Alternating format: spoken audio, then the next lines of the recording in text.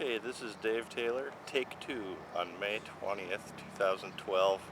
I just wanted to show the blooms on my Cortland tree before they all fall off, because it's getting later in the bloom, and I was doing a little pollination using my fingertip. You could also use a paintbrush, and I noticed the petals are starting to fall off, especially on the foxwell branch. You'll see another branch was grafted on last year, and those blossoms came out a little earlier than the Cortlands. The Cortland is in full bloom right now, and actually maybe even a little past full bloom, because the petals are falling off. So here it is. This is its third year in the ground, and there's not much to show for it, but we've got a couple here. Wow, there's 3, and then 2 of them, the petals have almost all fallen off. That one came out later, so that one's doing all right. This is the foxwell branch here, and there's actually five flowers on there.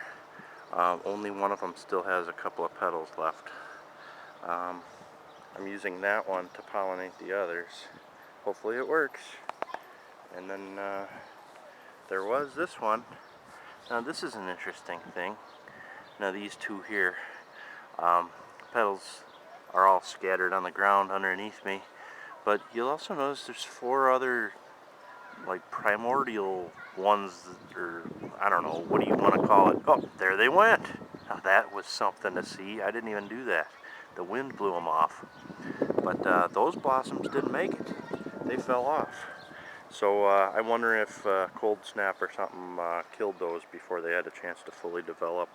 This was the very latest one. It just opened last night. Again, you see these little teeny tiny ones. They never took off. But then over here, we have 2 in full bloom. There's another cluster of little dead ones under here, but these 2, they seem to be really strong and well developed. No problems there, so we'll see what happens. Geez, I gotta watch the camera rather than I don't think I'm aiming this properly. Now here, I'll show you the foxwell. You'll actually see, if you can see underneath the one that still has petals, there was one that showed up that was kind of dark brown in the middle, and actually most of them were like that. There's a couple of others behind it. They just, when the flowers opened up, they were just kind of a dark brown inside. The pollen looked like, rather than a yellow color, it was like a deep orange, light brown color. I'm thinking that those are not viable. They must have got hit by cold or something. Here is another cluster of, if you can see it, another cluster of kind of dead blossoms that didn't make it.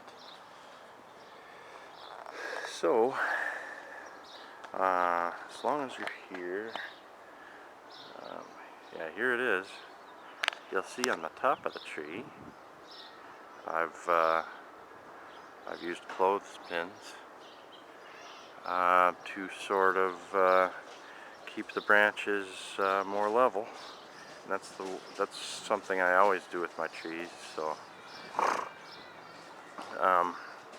that'll keep them down closer to a 90-degree angle. You also see here, this is the graft of the Hudson's Golden Gem, and it is on here firmly. It's not coming off. I don't want to wiggle it too much, but you can see that if you can get this. I'm holding the camera at a goofy angle, but you'll see kind of a V-shaped depression in there where it was put on, and it's holding on snug. So my hopes are that that's, even without any leaves on it, I think that's beginning to heal and should heal nicely hopefully, and produce some apples in a few years. Now this is another one. This is the Dolgo Crab. Again, I don't know if you can see it. There's a joint right here.